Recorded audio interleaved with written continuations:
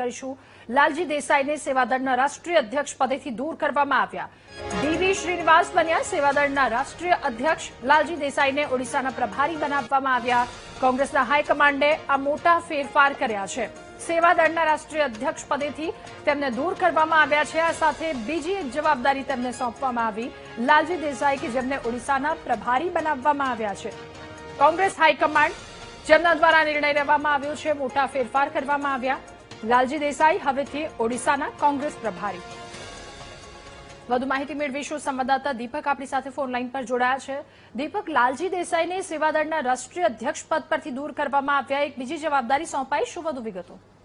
બિલકુલ, જે પ્રકારે કોંગ્રેસના હાઈકમાન્ડ દ્વારા મોટા ફેરફાર કરવામાં આવ્યા છે, જેમાં અનેક જવાબદારીઓ આપવામાં આવી છે અને અનેક લોકોને જે પદ પર હતા ત્યાંથી દૂર કરી અને અન્ય જવાબદારી સોંપવામાં આવી છે। જેમાં ગુજરાતની વાત કરવામાં આવે તો લાલજી દેસાઈ કે જેઓ સેવાદળના અધ્યક્ષ હતા તેમને તે પદ પરથી દૂર કરવામાં આવ્યા છે। હવે સેવાદળના રાષ્ટ્રીય અધ્યક્ષ ડીવી શ્રીનિવાસ છે તેમને બનાવવામાં આવ્યા છે। લાલજી દેસાઈ છે હવે નવી જવાબદારી ઓડિશાના પ્રભારી બનાવવામાં આવ્યા છે।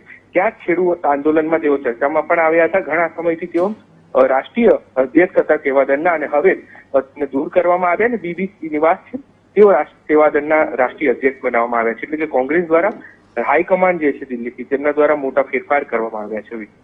જી દીપક, આભાર આપનો વિગતો સાથે જોડાવા બદલ।